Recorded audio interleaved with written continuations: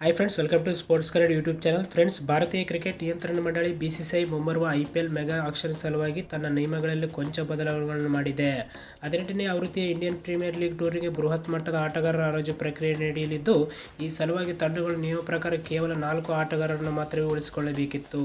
ಆದರೆ ಇದೀಗ ನಿಯಮದಲ್ಲಿನ ಸಡಿಲಿತ ಕಾರಣ 6 ಆಟಗಾರರನ್ನು ಉಳಿಸಿಕೊಳ್ಳುವುದು ಸಾಧ್ಯವಿದೆ.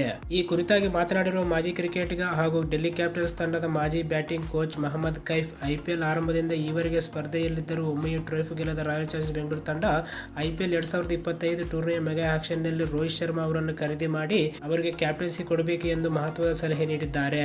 ಅಂದಹಾಗೆ IPL ಅಖಾಡದಲ್ಲಿ ಮುಂಬೈ ಇಂಡಿಯನ್ಸ್ ತಂಡಕ್ಕೆ ದಾಖಲೆ 5 ಬಾರಿ ಟ್ರೋಫಿ ಗೆದ್ದುಕೊಟ್ಟಿರುವ ರೋಹಿತ್ ಶರ್ಮಾ ಇದೀಗ ತಂಡ ತೊರೆಯುವ ಸಾಧ್ಯತೆ ಇದೆ. 2013ರಲ್ಲಿ ಮುಂಬೈ ಇಂಡಿಯನ್ಸ್ ತಂಡದ ಕ್ಯಾಪ್ಟನ್ ಆದ ರೋಹಿತ್ ಶರ್ಮಾ ತಂಡಕ್ಕೆ 5 ಬಾರಿ ಟ್ರೋಫಿ ಗೆದ್ದುಕೊಟ್ಟರು.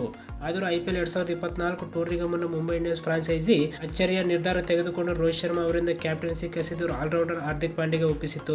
ಇದರಿಂದ ಬೇಸರಗೊಂಡಿರುವ ರೋಹಿತ್ ಶರ್ಮಾ ತಂಡ ತೊರೆಯುವ ಸಾಧ್ಯತೆ ಹೆಚ್ಚಿದೆ. ಹಾರ್ದಿಕ್ ಪಾಂಡ್ಯ ನಾಯಕತ್ವದಲ್ಲಿ ಮುಂಬೈ ಇಂಡಿಯನ್ಸ್ ಹೀನಾಯ ಪ್ರದರ್ಶನ ನೀಡಿ IPL 2024 ಟೂರ್ನಿಯ ಅಂಕಪಟ್ಟಿಯಲ್ಲಿ ಕೊನೆಯ ಸ್ಥಾನ ಪಡೆದಿತ್ತು.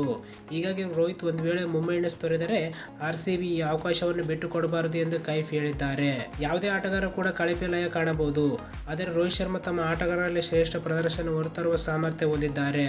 ಹರಾಜಿನಲ್ಲಿ ರೋಹಿತ್ ಶರ್ಮಾ ಕಾಣಿಸಿಕೊಂಡರೆ ರಾಯಲ್ ಚಾಲೆಂಜರ್ಸ್ ಬೆಂಗಳೂರು ತಂಡ ಅವರನ್ನು ಖರೀದಿ ಮಾಡಬೇಕು.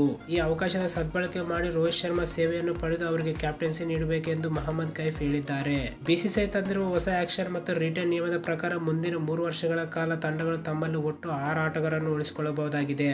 ಇದರಲ್ಲಿ ರಾಷ್ಟ್ರೀಯ ತಂಡಗಳ ಪರ ಆಡಿದ 5 ಆಟಗಾರರು ದೇಶ ಮತ್ತು ವಿದೇಶ ಇರಬಹುದಾಗಿದೆ. 5 ಆಟಗಾರರನ್ನು ಉಳಿಸಿಕೊಂಡರೆ 2 ಅನ್ಕ್ಯಾಪ್ಡ್ ಆಟಗಾರರನ್ನು ರೈಟ್ ಟು ಮ್ಯಾಚ್ ಮೂಲಕ ಖರೀದಿ ಮಾಡಬಹುದು.